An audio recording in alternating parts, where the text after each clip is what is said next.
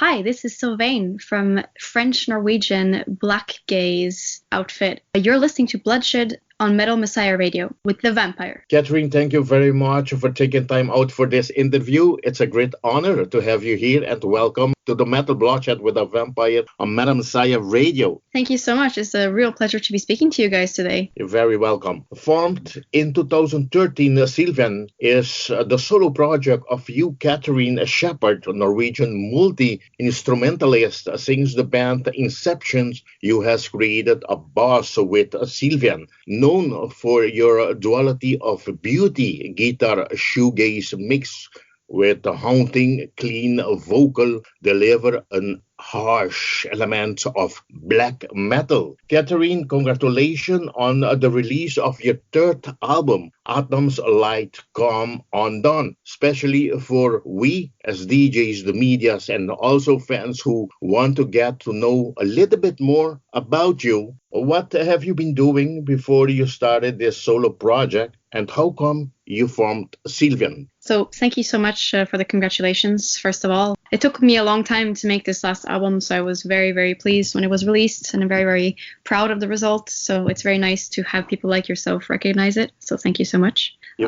So I've been into music since, or like in a serious way, since I was probably around 14, which is when I discovered that music is a way that I like, or I can express myself and deal with emotions and issues and stuff that I can't really do in any other way, like so many other artists. So after I discovered that, I tried to kind of develop my instruments. I started, I was singing first, and then I started playing drums, I started playing bass, and then a few years ago I picked up the guitar, piano as well. And I basically, before I decided to start Sylvaine, I was in like several other projects. I was studying music in school, which gave me a bachelor's degree in musicology in 2014. Yeah, I did a lot of smaller projects, like everything from choir to vocal groups to like metal bands, rock bands, vocal ensembles, all kinds of stuff. But the thing was, with those bands that I was in, it was like super great experiences, but they always ended up taking some kind of direction that I didn't really feel 100%. And instead of trying to impose my emotions and my things on those people because it wasn't their vision, I decided that I wanted to try to make something of my own and like leave people alone. Yeah, I always struggled a lot with self-confidence with music because I didn't really believe that it had much worth outside of, me playing my guitar or playing piano in my bedroom and like writing my stuff and trying to deal with things I had inside of me that way. But in 2013, I guess I just decided I was like, yeah, like whatever, let's just try. You never know what will come from it. So I started recording songs that I had written like many years before. I started writing more stuff, which finally resulted in Silent Chamber Noisy Heart, my first record that was released at the end of 2014. I decided to keep Sylvaine a solo project because I wanted the project to be as pure, if it makes sense, as possible. Sure. Like not to compromise any emotions, not to compromise any artistic vision, because I needed to agree with someone else, which makes me sound like a control freak, which is probably true. But I wanted to see if I was able to do everything myself. And even though I'm not the best anything, not the best guitar player, not the best singer or whatever, I wanted to see if I was able to express myself clearly enough to make other people out there feel something. And when I recorded Silent Chamber Noisy Heart, I remember having several moments when I was sitting down just listening to the takes I was doing, because I was recording everything myself. I was alone in the studio doing everything and feeling like, yeah, this actually, I think this could be something like, and I was kind of surprised because I was never really convinced that I could do it. Accomplished. Yeah, I guess. It took me some time to realize what has happened, but in the end I was kind of amazed and at the same time very humbled and proud that I was able to make that album. So yeah, that was basically the start of Sylvaine.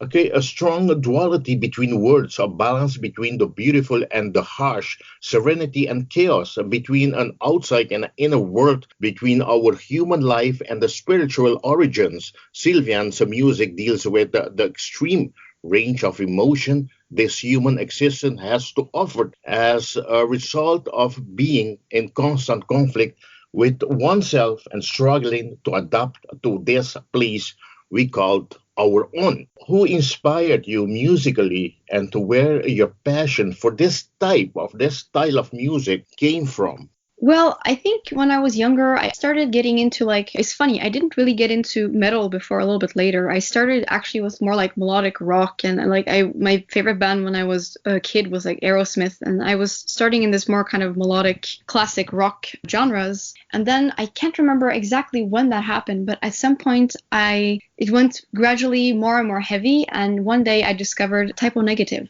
And that's kind of where it really started for me, because this band, they started expressing something that was really new to me, really fresh. I know they're not the only band to have done it, but it was the first band I discovered that had really this sound where there was a duality between something really beautiful and lush, yet something very harsh and dark.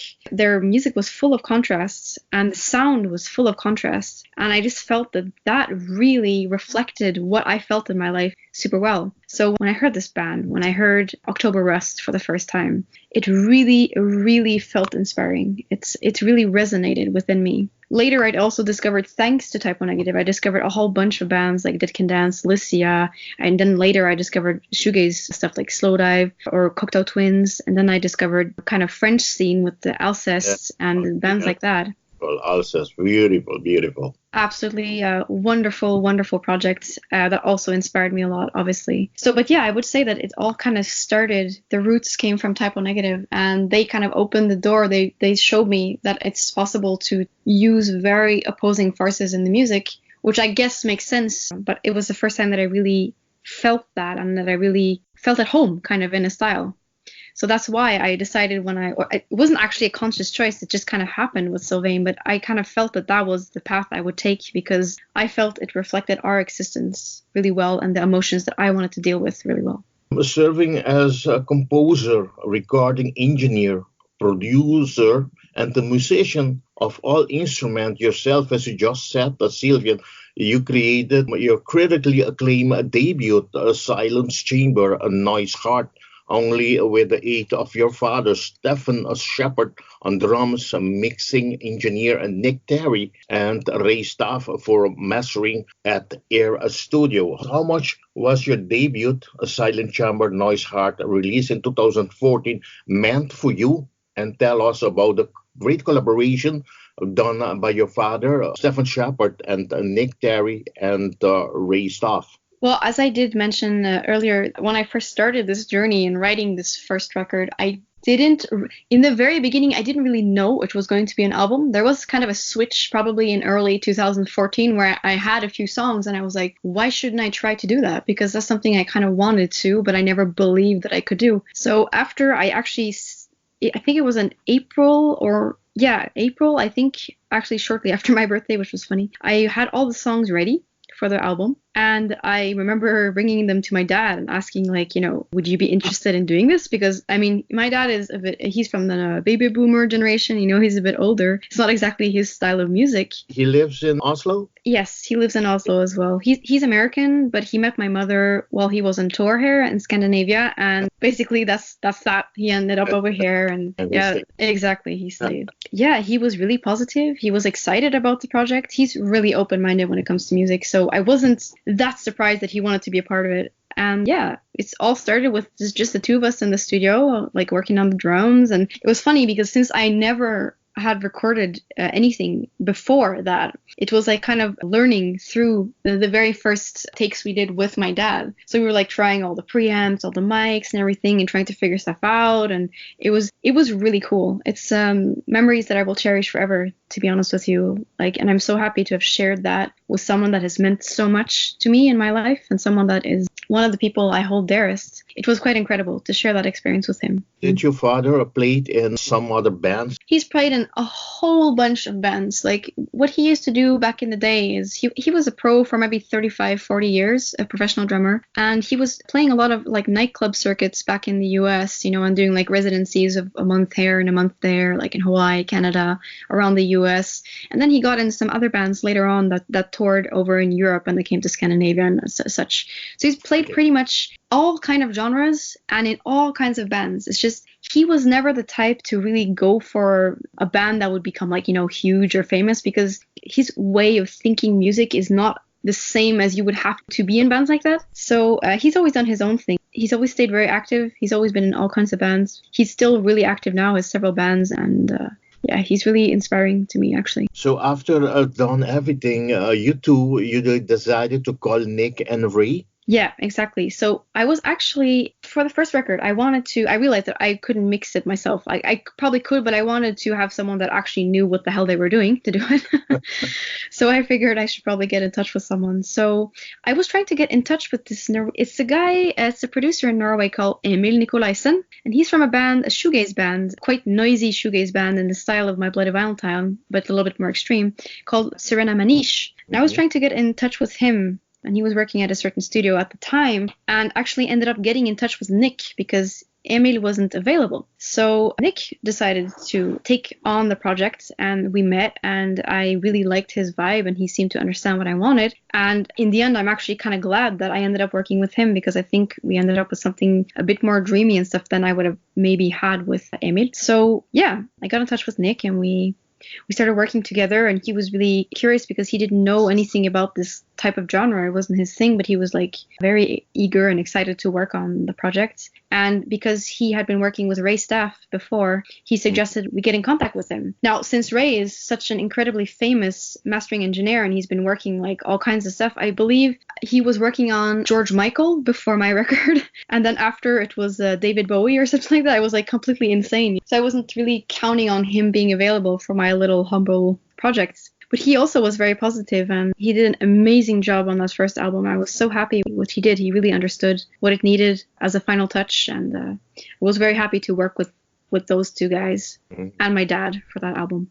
Yes, very great results. Your first album, I must congratulate for just doing almost everything yourself. Wow, it's so tremendous. Thank you so much. That's really, really nice. You know, when I hear it now, of course, it's a typical musician or artist thing, you know, like it doesn't matter if you write books, if you paint paintings. I think when you look back on your older works, you always tend to see the things that you would do different now. But at the same time, I try to appreciate it for what it was. And it was like a very, really important step for me forward within music. So I do really appreciate it now, even though I don't really listen to it that much anymore. Kathrine, you supported the French shoegaze Alsace in South America in September 2014. How was this trip to South America? And did you and Niche of Alsace knew each other before?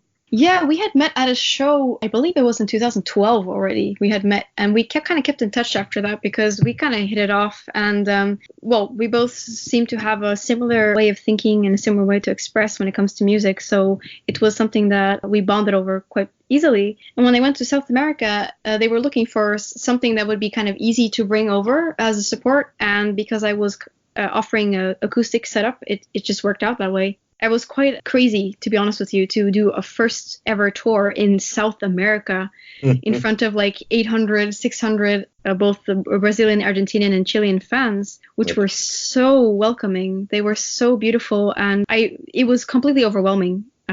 The first show we did there was only the second time I had ever played guitar for people, because once again, I'm very shy with my music. So I wasn't really comfortable playing in front of others because I was once again convinced I was so bad. So being on stage, warming up for a metal band, just me and an acoustic guitar in South America, that was quite surreal, but it was an experience I'm so grateful for. And the fans there, I have to say, they're some of the most beautiful people on the planet. Like, I really, really can't wait for the day I can go back there.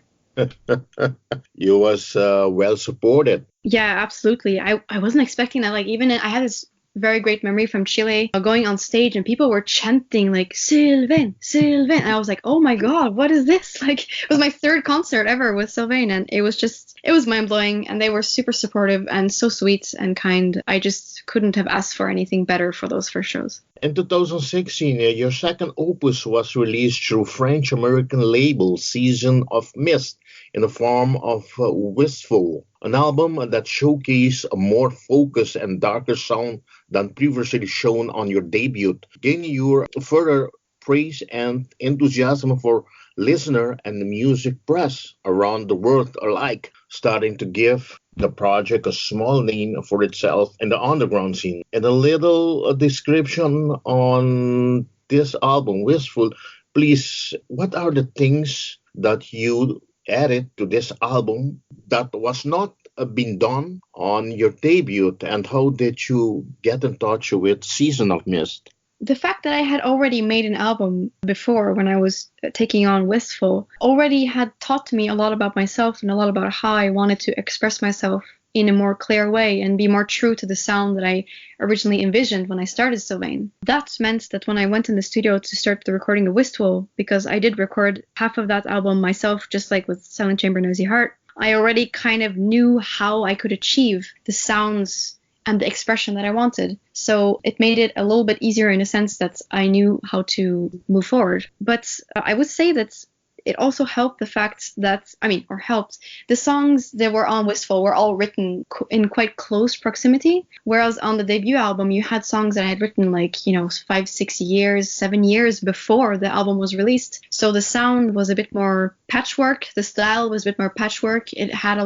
much more impulses, whereas Wistful was a bit more focused in its expression just because, it represented a part of my life, basically. It also came out as a very sad record, whereas I feel that Silent Chamber Noisy Heart is a bit more mixed, even though it obviously has a melancholy feel to it. Yeah, Wistful was more focused, as you said, basically. And when I was done with Wistful, I already, for Silent Chamber Noisy Heart, I'd been in contact with some labels, and I had some people interested, but it just didn't really work out in the end, which is why I released it myself. So when Wistful was ready and I was getting in contact with the labels again, there were actually 5 of them that were interested in signing Sylvaine and releasing Wistful. And Season of Mist happened to be among those 5, and they were the partner that offered me the best deal, basically. I liked what they were telling me. They were enthusiastic about the project, and they seemed like the best partners to make Sylvaine grow, which is why I decided to work with them. A very prestigious record label. Yeah, I've been very lucky with them, and they did an excellent job for Wistful. I went from being a rather unknown band to being a bit less unknown band.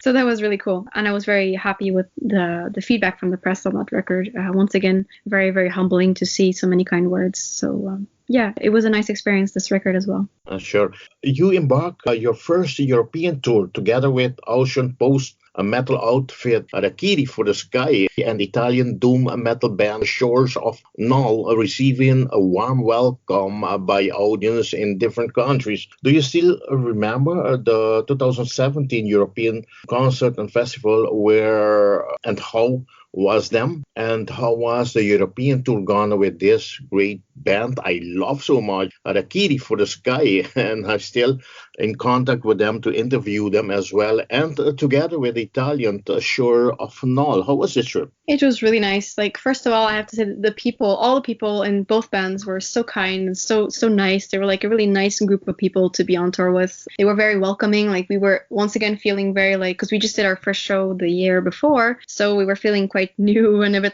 they welcomed us with open arms, and it was really, really cool. The venues we were playing were very nice, and the cities we did were nice. The audiences were very, very kind. The response was very positive. I have a really, really intense memory from the first show we ever did in Paris, which is pretty much my hometown along with Oslo in Norway now. It was emotionally so overwhelming and so great to see the support of the audience there and all the friends and stuff. It was a really, really great tour. We wish we could have been on the full tour, but I really hope we can play together with them again in the future, both Harakiri for the Sky and Shores of Null. Shores of Null is absolutely great as well. So I still have to looking to see Shores of Null, but I just met with them, Harakiri for the Sky. That was back in last December 2018 in Holland, where they play at Eindhoven Metal Meeting. What a great show, I must say. Get better and better. The new record was received super well, and they're really exploding, and I think they really deserve it. So it's super cool to see friends succeeding in the way they are. Sylvaine, you return with your third album, Atoms Light Coming Undone. It sees the bands blending more darkness with the light and more turmoil with truth to create an altogether more palpable listening experience. It's huge. Sweeping songs climb skyward before breaking the dawn into sublime beauty. Eternal voice soars gracefully throughout, moving with poise and purpose. Beautiful, very emotional when I listen to this great new songs. The combination of voice, especially the clean voice, when you add the dark vocals too. Please, could you present Atoms Alive coming on down tracking list for us, please? First of all, I just want to say thank you so much for such kind words on the record. It makes my heart so warm to hear that this record can make you feel all those things. That's everything I ask for, the only thing I ask for when I make music. So that's really, really nice to hear. So yeah, Atoms Alive coming undone. It was released last November and was basically my third album. It came out very contrasted, which is something I really wanted because, as I have said before in other interviews, this album, for me, it held lots of impulses from my usual inner issues, if I can say that, as well as the outer world, because I feel there's so much turmoil and so much stuff happening outside of our little bubbles that you just can't be, you can't just turn away from it anymore. Yeah. Like, it does affect every one of us in different ways, but it just, I noticed that it just seeped into my music this time because it's just like stuff has been happening that you just can't ignore. Yeah, the title track, Atoms Alive Coming Undone, became the title track because I felt that it held a lot of elements that I feel the other songs on the record have as well. It holds the darkness, it holds the light, it holds the very mellow ambient side, it holds the intensity. It has a little bit of everything, and it also represents really well the meaning behind the record for me. It's a very like meditative state, a minimalist kind of style song, and I just felt it was the perfect opening for the record. The second track on the record is Mørklagt, which is the first time I ever decided to do a full song in Norwegian, because it was this last song that I wrote for the record, and I really consciously wanted to make something that was a little bit of an homage to Norway, because it's obviously, as I'm living in Paris these days, it's not with me as much in everyday life, but yet it has shaped me into being the person I am today. It just felt right. I just wanted to give something back to that in a way, if it makes sense. Mørklagt became a more like Nordic vibe track. It's quite contrasted. It's basically consists of three different parts. The first part being very typically Sylvaine with like a kind of catchy melody, but like very kind of rough and groovy instrumental parts, then having this like very harsh black metal, super frustrated, intense part in the middle, and ending in this very like melancholy, sad, yearning, wistful. And I'm very proud of the song, I have to say. I think it holds a lot of stuff that the project was supposed to be when I first started making it. So when I listen to the song today, I'm really proud, if I can say that, which doesn't usually happen that often. So I was very grateful for that. If I just can add a little bit, that song is the reason why we and you are talking now on YouTube. I found this video, so I said, let me take a look at it. I mean, even though it's Norwegian, because I normally play music only in English, but I said, let me just take a look at this song. Start listening to it. I said, oh my God, even though it's not in English language, but I must present this song. I must play this song in my show. And, and everybody loved it. I said, I must get in touch with you. I must. Well, that's so nice to hear. I'm really, really happy that you liked it. I'm so happy that you found it. And I'm so happy that it led us to speaking today. So that's really, really cool that I'm not the only one that feels something when listening to this track. So moving on, we have the third track on the record, which is Abeyance. I have a really distinct memory of writing that song because I was in Oslo. I was back home for like some period visiting my family and my friends and doing some work and stuff. And I just had this like real strong need to play guitar, but I think it was maybe 3 a.m. And since in Norway I'm living in an apartment complex, it was really not the moment to be playing acoustic guitar because that's the only thing I have here in Oslo. But I was like trying my best to play really soft and like not disturbing the neighbors. And I was doing this like palm muted main riff of that song like on an acoustic guitar, and it really didn't sound super cool. But I felt that there was something there, and that's how that song was written, basically on that acoustic guitar in the middle of the night in Oslo, jamming with myself. And it turned out to be one of my favorites on that record. I really love it. And also I was so lucky that I got to make a video, the first Sylvaine video ever for this track,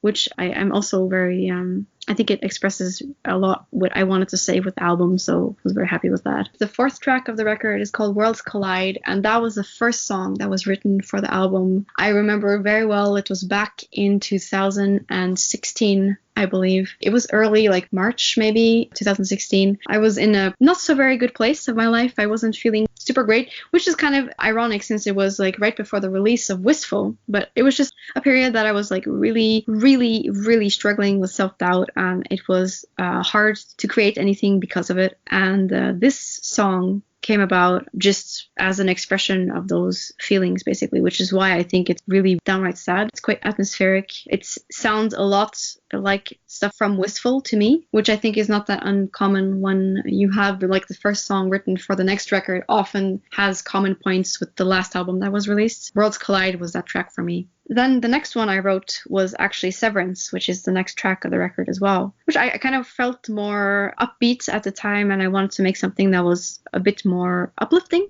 for once, because that's not really something I'm writing so much about. Although I have to say the lyrics are not especially uplifting. They're really a mirror of what I was seeing in society at the time, and the feeling I got from society and from the division of all the people around, and just like feeling like you're in a hopeless situation that can't be fixed, but yet you really want to try to do something, but you're kind of like an outsider standing on the outside watching everything crumble. And that was basically the base for that song.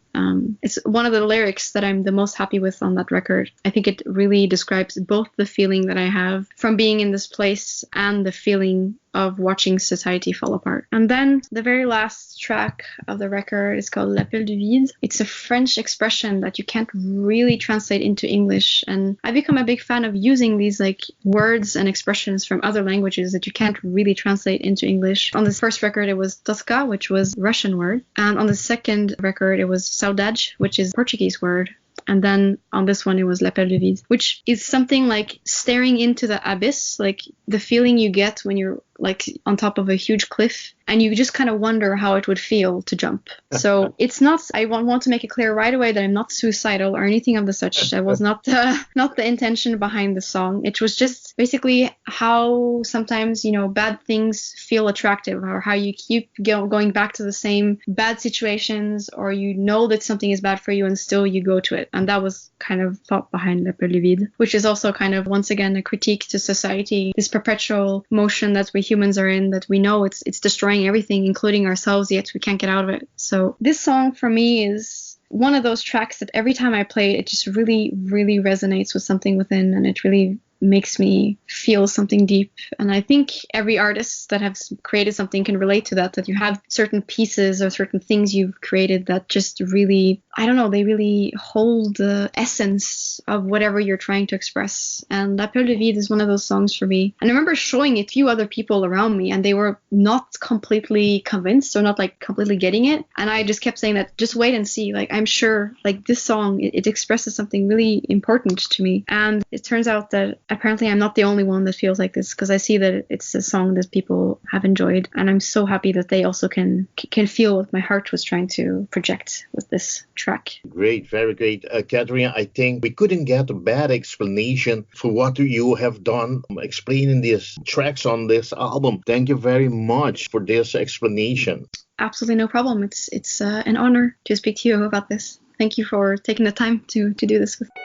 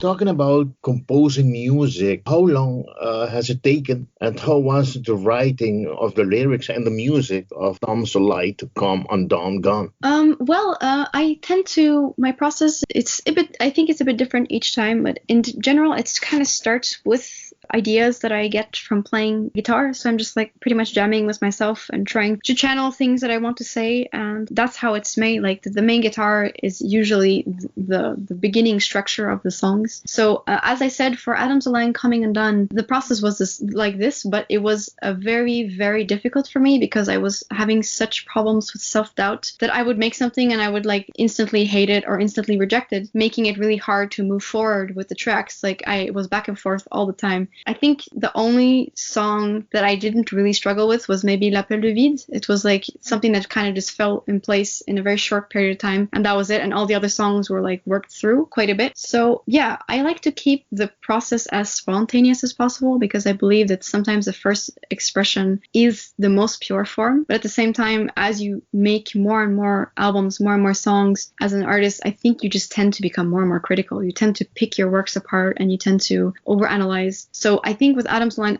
Coming Undone, that's kind of what happened to me already, that I was being a little bit too non-spontaneous, basically, with the composition. Although I am very happy with the way the record came out. So, I mean, it did work in the end, but it caused me a lot of grief during the process, which I guess is probably why also the record comes off as quite frustrated and intense. For the lyrics, what I do is I have a note on my phone. So I like to write when I'm out, especially when I'm out traveling, like when I'm on trains, I really love to write. On planes, I'm terrified of flying, so I don't write then, but so that's a bit difficult. But when I'm traveling by car or train or stuff like that, I really love to write while looking at the landscapes. I also like to, if there's a lot of times I'll have just a sentence or something come into my head and I'll just write it down, and that might be the start of a lyric. So on Adam's Line Coming Undone, there was a lot of things like that where there was small things in my phone or like things I'd written down by hand. Like I had all kinds of notes with all kinds of lyrics everywhere and trying to focus that into the emotions that I wanted to express with this record. Kathrine, you work again with your father, Kathrine Shepard, but also with Stéphane Nichepou of the French post-black metal shoegaze band Alceste. How was the collaboration this time with both of them? It was great. I have to say that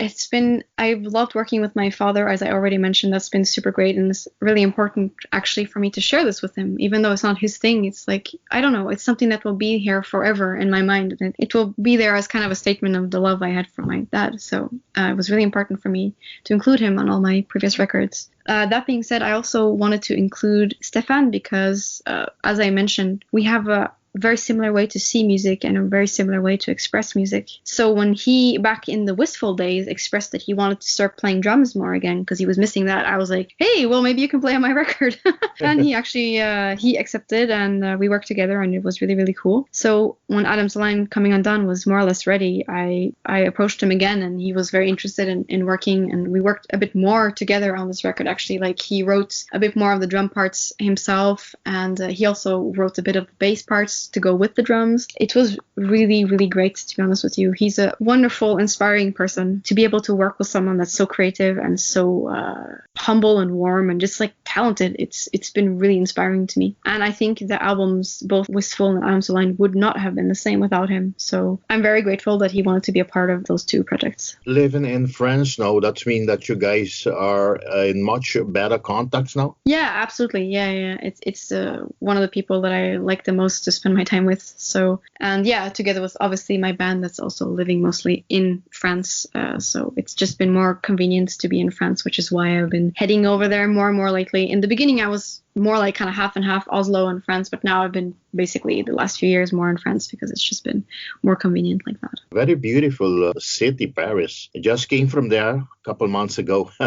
Oh, really? Did you like it? No, I traveled France 30 years ago, my first trip to France, and this time I just went, to travel around after seeing some festivals, different part of Europe. I said, okay, let me go back to Paris. I haven't been to France. It's the same to say for the last 25 years, so I wanted to go back to see it. The city itself, it's actually the same, but I've seen much more development. And well, actually, it was like crazy. I was so hectic and so busy. I was driving a rental car and I put myself in the traffic there that you have to cross over the Arc de Triomphe there.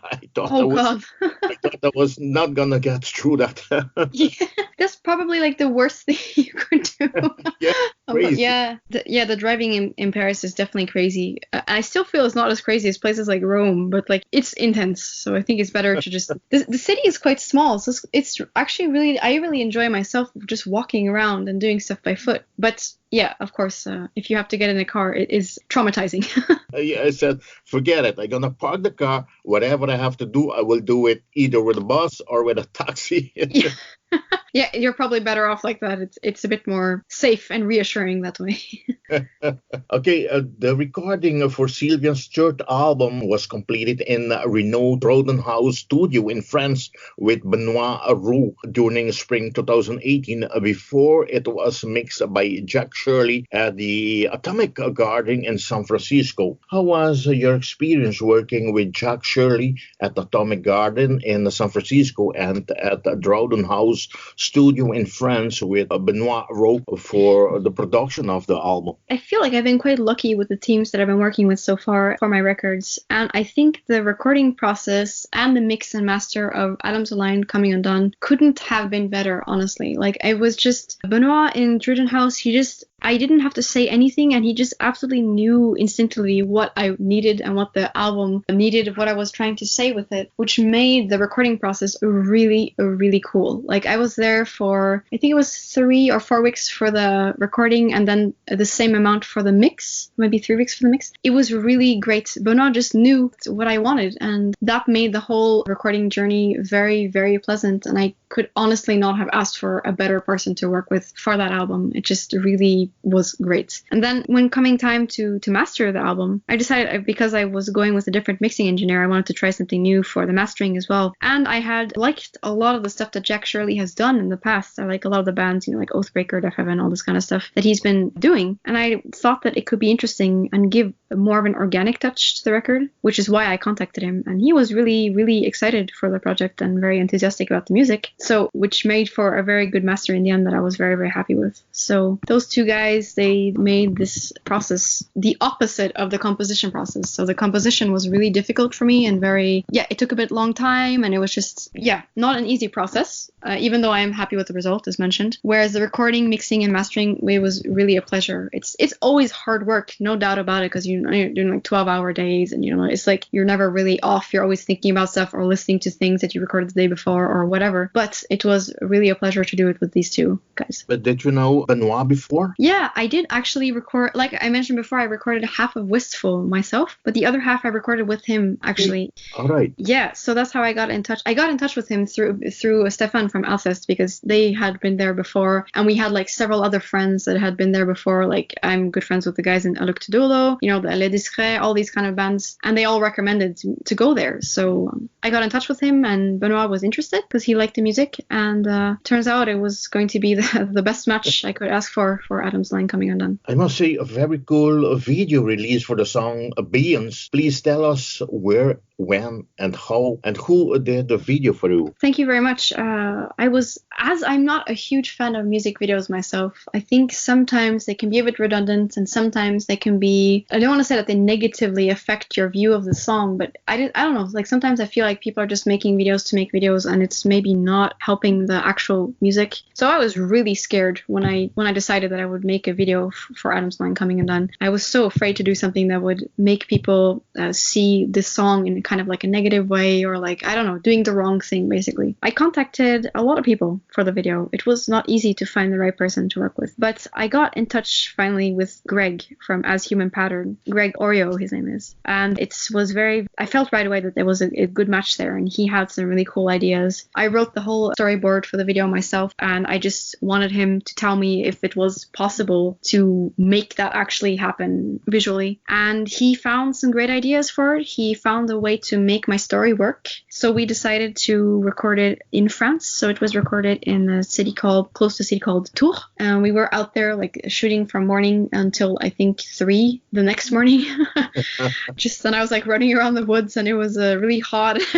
It was an interesting day. We had 2 assistants with us, very, very nice people. And yeah, it was Who came really... with the idea with these white sheets? So I had the idea myself to, I wanted to show a character trapped in kind of like a cocoon that was trying to break free, because that for me was a strong symbol in the music that fit very well with the concept around Adam's line coming undone. And through that, Greg came up with the idea of stretching these fabrics like this. It was, you wouldn't believe how much it was and how long it took to do this. It was, I think it was 100 or 200 meters of white fabric that we like were tangling around the trees. And it was like, it looked really impressive in real life. And I was so happy when I saw the actual footage, because I think it makes a kind of interesting statement.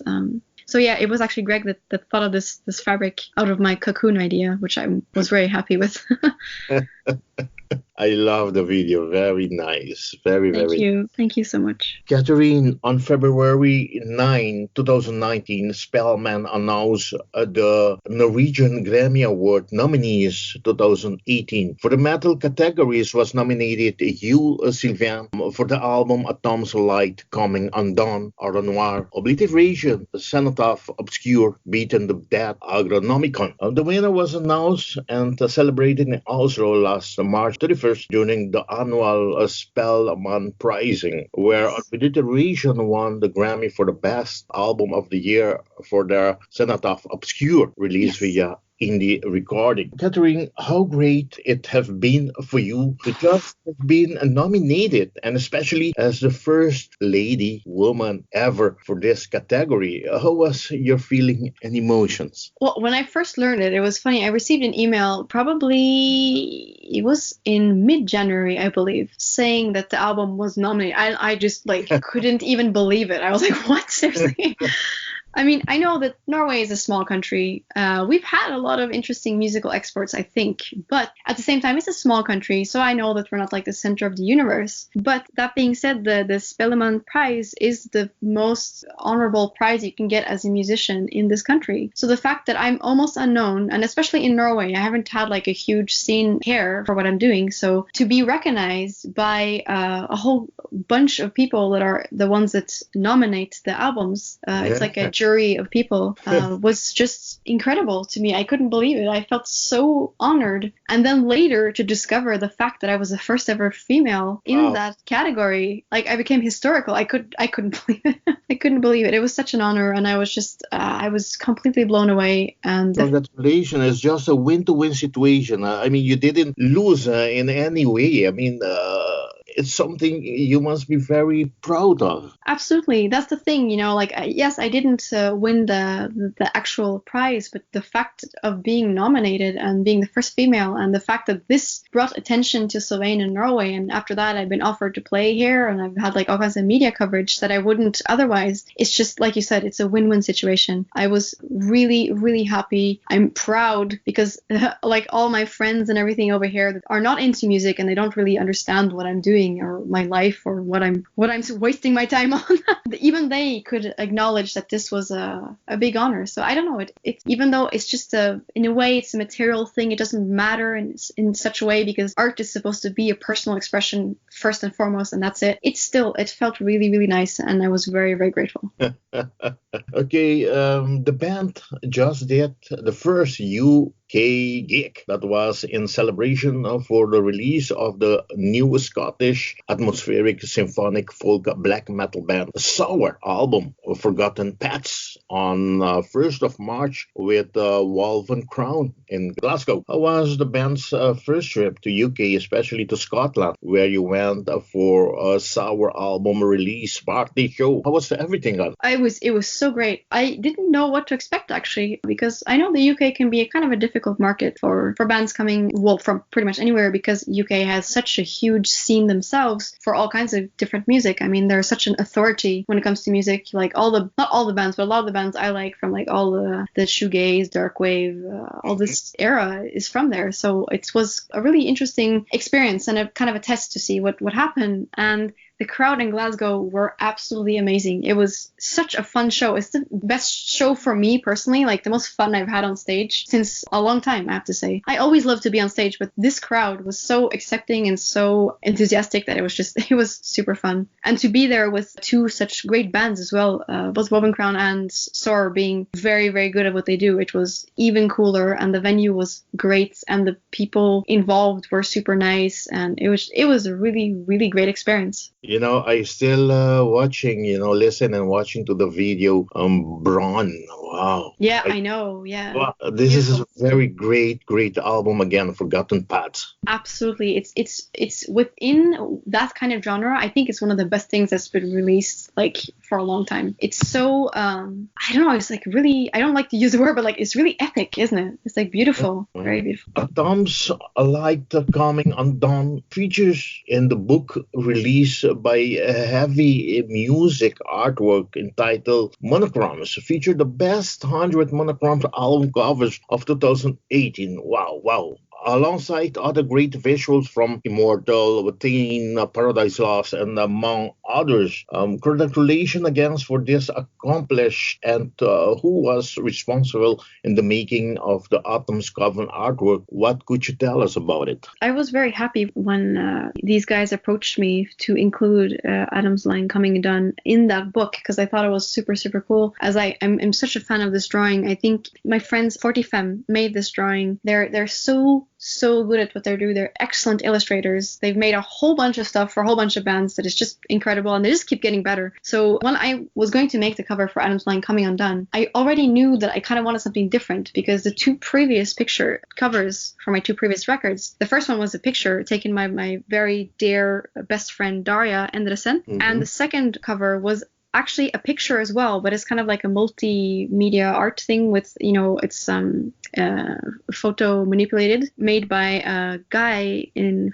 France called Sylvaine, which is fantastically talented as well. But I knew for Adam's Line Coming Undone, I needed something that was a bit more harsh, more graphic, and I right away thought about Fortifem, because I already did a merch design for Wistful with them, and I was very happy with what they did, and I just loved the grain and the touch of their illustrations, and I thought it would really fit well with the ambience of the record. So they really liked the idea I had of using, I wanted a landscape that was kind of glacial in a way, but without going completely Nordic, as I don't really think my music feels 100% like Nordic overall, like some moments for sure. But so I wanted to maybe use something that looked like a bit like ice or like a winter landscape, and had a feel, like kind of hostile feel of it, but at the same time had a really deep beauty and ethereal touch to it, which is why I decided while I was discussing with them, like, brainstorming and stuff, that this kind of crystal cluster would be a very good image to describe everything that was on the record, like the dualities, between something that is kind of sharp and harsh and dangerous, yet it's very spiritual loaded, it's ethereal, it's beautiful, it's deep. It just felt really right. Like, I remember having a walk listening to Adam's Line Coming Undone, the title track, and picturing like someone like fighting their way through some kind of hostile, harsh environment. And I felt like it really corresponded with what Fortifem made for the cover. So I think they did an excellent job, and they also deserve totally the recognition that cover got. I must say, very beautiful, but very apart. Yeah, I guess that's a good way to describe it. The band will be in Antwerp, Belgium, this coming September 28 for the BE Metal Acoustic, and also be performing at the Germans Festival in July in the Flimmer Open Air 2019 with great bands like 1349, Die Virus, of Pestilence, Misery Index, Unleashed, Gruesome, Lucifer Child, and many more. Are you excited to be at these venues, and who will be the band's live member? I mean, especially for the In Flammer Festival. Yeah, I'm always really excited for shows. I always like to be on stage. After I got over my initial stage fright that I had when I was a bit younger, because as I said, I was really shy. Like in the beginning, I wouldn't even sing for myself when I was alone because I was afraid to hear my own voice. So when I got over that, I've always liked to be on stage, because I think it's such a wonderful thing when you can give something directly to someone in front of you. You communicate with them. It's just something that's quite magical, I believe. So yeah, I really look forward to both the In Flammen and also this acoustic show that will be in Antwerp later this year. With me on stage, I've been lucky enough to have 3 really great musicians. I have Dorian on drums, I have David Alexander on guitar, and I have Maxim on bass. And they're going to be with me for the In Flammen show, but obviously the acoustic one I'm going to be doing on my own in September. But yeah, I've been really, really lucky to have these guys with me, making the music come alive on stage, and they really get it. They're really into it, and yeah, it's always super fun to work with them and to hang out and to play with them on stage. And they're good people. Norway's Pride Inferno Festival will be taking place at the Rockefeller John D in Oslo from April 9, 2020 to April 12th. And I'm hoping, believe me, I'm hoping to be there because that's the one festival I really been looking forward to attend for the last 5 years, which I couldn't yet. Sylvaine, so you are one of the first band that has been announced together with Comfort, which band we also are busy interviewing now with Talking to Dog. How will it be, to be playing at this great festival, and especially in front of your home crowds? My first thought when I got the offer to play Inferno, which I'm quite sure happened because of the Spellemann Prize nomination, because as I said, I hadn't been very known in Norway up until this point, was that, oh my God, it's finally happening, and I was terrified. Because it's going to be in front of a home crowd with my parents, which have never seen me play in Sylvaine yet, and also some friends, and I'm going to be absolutely terrified because I want to do my absolute best for this beautiful city of ours. But at the same time, I'm so happy that I finally get to go home to play. It's as I said on that tour with Harakiri for the Sky, playing in Paris was one of the most emotional moments I had on stage with Sylvain because it was so overwhelmingly nice and great. And I really, really hope and know that we will do our very best in Oslo and try to make the Inferno audience feel something. Especially for fans that don't know this band yet, Sylvain deals with extreme range of emotion this human existence has to offer, a result of being in constant conflict with oneself and struggle to adapt to this place we call our own. The project serves as an emotional catalyst for the artist, revealing the eternal longing and for something more residing with his melodies, capturing the feeling of being trapped and restrained by human form. Atoms alike coming undone is a strong duality between worlds, a balance between the beauty and the harsh, serenity and chaos between outside and the inner world, between our human life and spirit origins. For those out there, for you, please go there and check this album out. We highly recommend it. This album is already out since November 2018. This is an album you must have in your collection, so give it a try, please. Kathrine, for us to end this interview, how are things going with Season of Mist, with the promotion, distribution, and everything relating to this great new album 6 months after it's released? Well, as I'm sure you know, these days, because there's so many great bands out there, there's so many things being released that it doesn't take that long before your album is marked as kind of like not new anymore. So obviously it's not, when the album is first released, you have a lot of stuff happening, a lot of stuff going on, a lot of stuff getting in touch, and obviously it dies down a little bit as time goes by. I'm lucky enough that I still have a lot of interests from people and from promoters, from media and stuff about this record, which makes me feel really warm inside, because it must mean that it's good for something. See, the Mists have been doing a good job. Like, as I said, I was very happy with what they did with Wistful, and Adam's Line coming Undone has not been an exception to that. So I believe that as we will be touring more next year, the record will be brought up once again, and hopefully some people that didn't catch it the first time out there will be able to get into it the second time around. Okay, talking about this great record label, Season of Mist, I'd like to thank Jessica Otten and you, Kathrine, for sending me the promo package, including this great new album. That's absolutely my pleasure. It's always such an honor to speak to you guys, especially to have an actual conversation. That's really, really cool. Very much enjoying enjoying it. And thank you so much for taking the time to do this. Thank you very much once again for this great interview. And I want to hand you over the microphone of Meta Messiah Radio International for you to invite all your friends to support the band, to buy this great new album and merchandises, and to attend your concert you have coming up. Yeah, thank you so much for everything. It has been a real pleasure, and I hope that the listeners of this radio program will be interested and will understand a bit of what I'm speaking about and feel that I'm very, very grateful for their attention. Okay, Kathrine, as I always say, good luck with this great new album and Metalon. Thank you so much. It's been a great pleasure to speak to you, really. It was very nice.